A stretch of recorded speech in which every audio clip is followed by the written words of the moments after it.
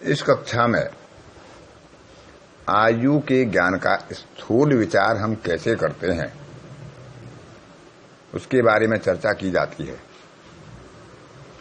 जैसा कि हम सब जानते हैं, राशियां तीन प्रकार की होती हैं, चर, स्थिर और द्विस्वभाव। चर को अंग्रेजी में मूवेबल कहते हैं, स्थिर को फिक्स कहते हैं और द्विस्वभाव को ड्यूअल कहते हैं। अब इसमें हम तीन जोड़े बनाते हैं। एक जोड़ा लग्नेश और अष्टमेश का, यानी लग्न के स्वामी का और अष्टम भाव के स्वामी का। दूसरा जोड़ा बनाते हैं लगन का और होरा लगन का। तीसरा जोड़ा बनाते हैं चंद्रमा का और शनि का। अब इसमें हम देखते हैं कि ये किस राशि में बैठे हैं, चर राशि में हैं, स्थिर राशि में हैं या द्विस्वभाव राशि में हैं। अब एक जोड़े के दोनों ग्रह यदि चर राशियों में बैठे हैं तो वह दीर्घायु देते हैं। यदि स्थिर राशियों में बैठे हैं तो अल्पायु देते हैं। यदि द्विस्वभाव राशियों में बैठे हैं तो मध्यम आयु देते हैं। चर राशि का अर्थ है दूर तक चलने वाली, जिसमें गतिशीलता होती है, जिसमें लंबी गति होती है, वो लंबी आयु देते हैं। स्थिर राशि रुकी हुई है, एक जगह स्थिर है, मूवेबल नहीं है, उसमें अल्पायु होती है। द्विस्वभाव राशियों में दीर्घायु नहीं मध्यायु होती है। तो अब जैसे लग्नेश और अष्टमेश दोनों चर राशि में है, लग्नेश भी चर राशि में है, अष्टमेश भी चर राशि में है, तो दीर्घायु का योग हुआ। लग्नेश और अष्टमेश दोनों स्थिर राशि में है तो अल्पायु का योग हुआ। लग्नेश अष्टमेश दोनों द्विस्वभाव राशियों में है तो मध्य आयु का योग हुआ। इसी प्रकार से हम लगन और होरा लगन से विचार करेंगे। लगन भी चर राशि में हो, होरा लगन भी चर राशि में हो तो दीर्घायु हुआ। दोनों लगन, होरा लगन और जन्म लगन स्थिर राशि में है तो अल्पायु हुआ। होरा लगन और जन्म लगन दोनों ही द्विस्वभाव राशि में है तो मध्य आयु हुआ। इसी प्रकार का विचार हम चंद्रमा और शनि से करते हैं। चंद्रमा और शनि दोनों चर राशि में है तो दीर्घायु, स्थिर राशि में है तो अल्पायु और द्विस्वभाव राशि में है तो मध्य आयु। अब ये जरूरी नहीं है कि दोनों एक ही जैसी राशियों में हों। तो दूसरे क्रम पर हम देखते हैं कि लग्नेश और अष्टमेश, इनमें एक चर राशि में है, एक स्थिर राशि में है, तो उसे हम मध्य आयु लेंगे। क्योंकि ना तो दोनों चर हुए ना दोनों स्थिर हुए, तो फिर हम तीसरे पक्ष को शामिल करेंगे, दोनों को हम द्विस्वभाव मानेंगे, तो मध्य आयु का योग बना।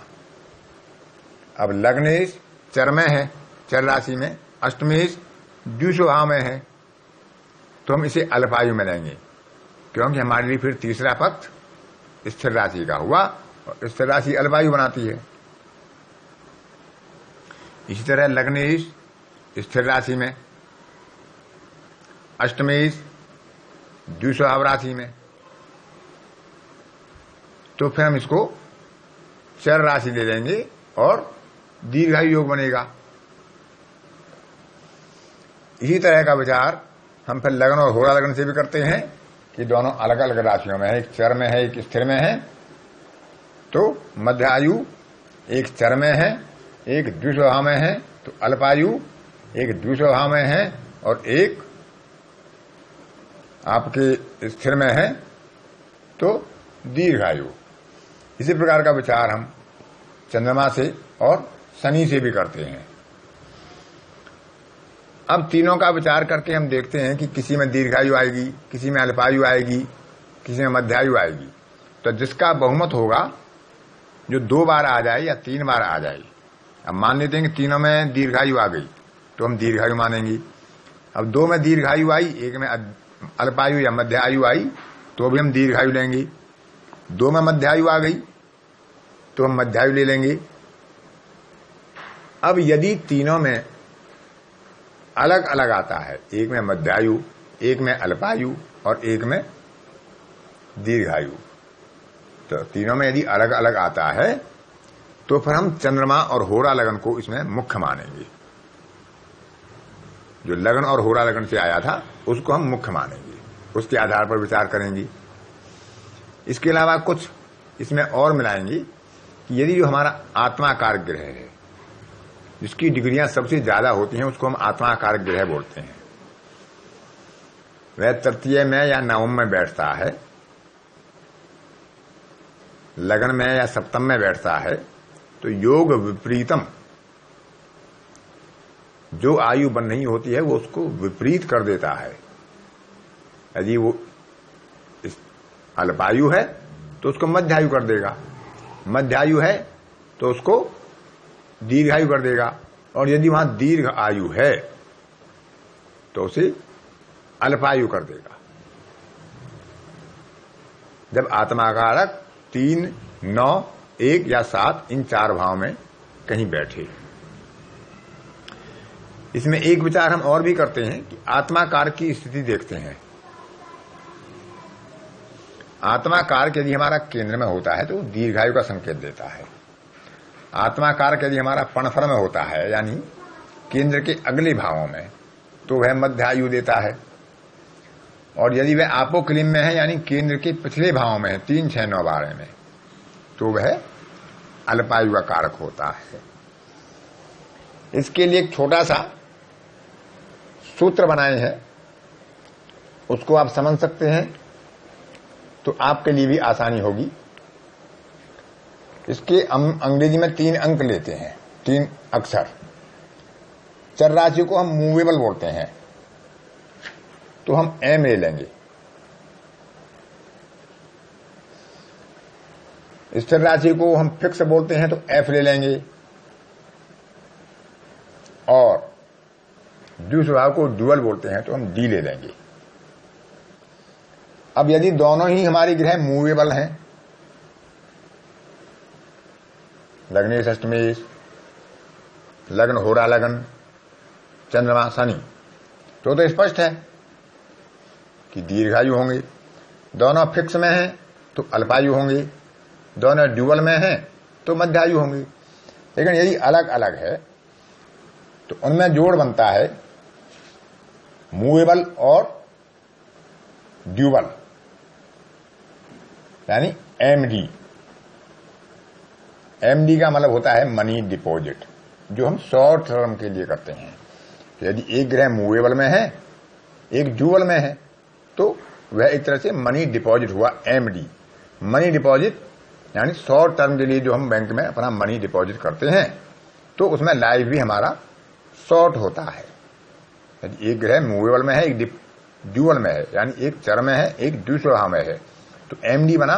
एमडी का मतलब हुआ मनी डिपॉजिट, यानी कि शॉर्ट लाइफ, शॉर्ट टर्म के लिए हमने मनी डिपॉजिट किया बैंक में, तो लाइफ भी यहां शॉर्ट बनेगी, यानी अल्पायु का योग बनेगा।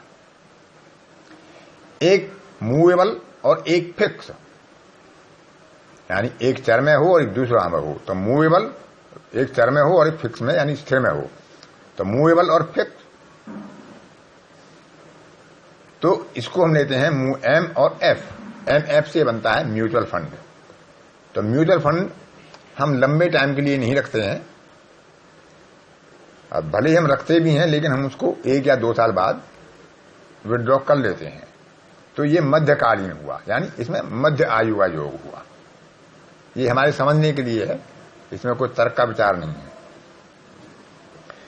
तीसरा होता है एक फिक्स में हो, यानी स्थिर राशि में हो, एक ड्यूअल में हो, यानी द्विस्वभाव राशि में हो, तो इसको हम बोलते हैं एफडी।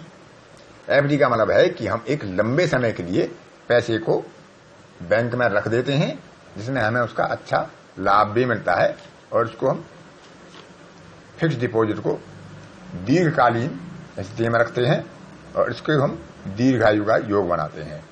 तो एमडी मूवेबल और ड्यूअल, एक मूवेबल हो एक ड्यूअल हो तो मनी डिपॉजिट है, यानी अल्पायु है। एक मूवेबल में हो एक फिक्स में हो, यानी चर में और स्थिर में हो, तो मध्यायु का योग है, क्योंकि एमएफ और म्यूचुअल फंड। ये मध्यकालीन है, मध्यकाल का योग है, मध्य आयु का योग है।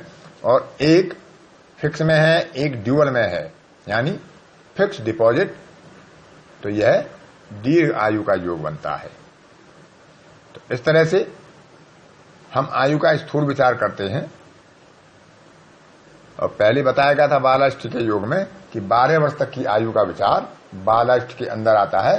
जब 12 वर्ष की आयु जातक की हो जाती है तभी हम अल्पायु का, मध्य आयु का और दीर्घ आयु का विचार करते हैं।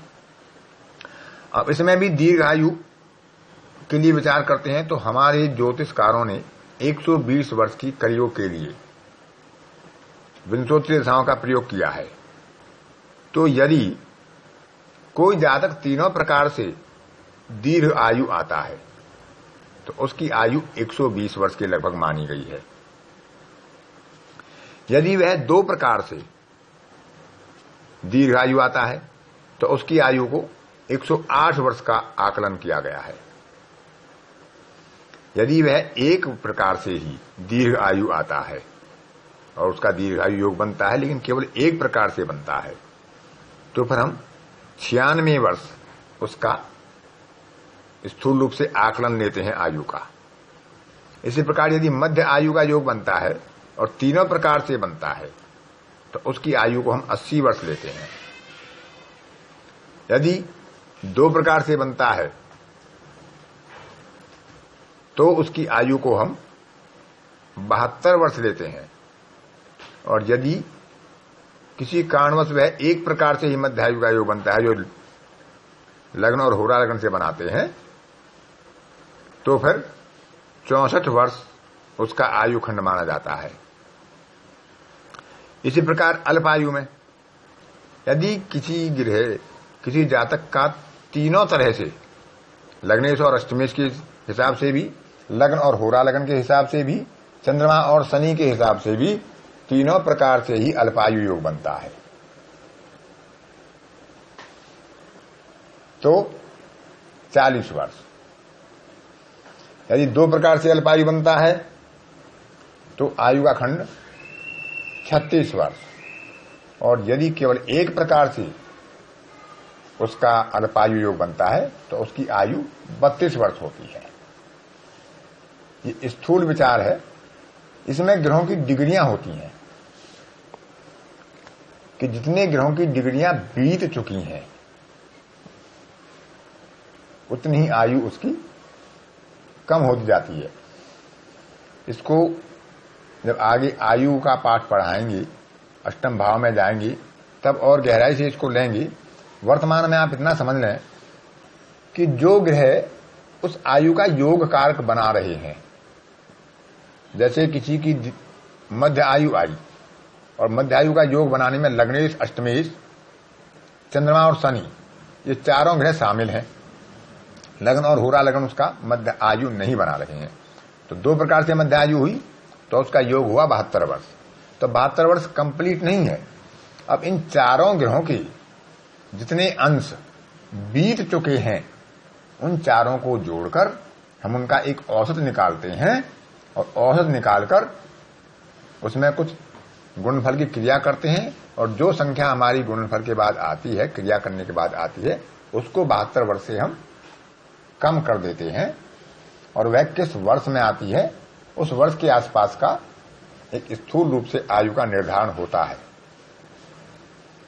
उस समय दशा, अंतरदशा किसकी चल रही है वो मार्ग ग्रह की होनी चाहिए और उस समय शनि का गोचर प्रभावित करना चाहिए और जो हमारा रक्षक ग्रह बृहस्पति बनता है वो रक्षक की अवस्था में नहीं होना चाहिए, तब आयुखंड पूरा होता है। तो इस प्रकार ये स्थूल रूप से आयु का विचार आपको बताया गया। इसको आप समझें और मनन करें। आज के लिए इतना ही। धन्यवाद।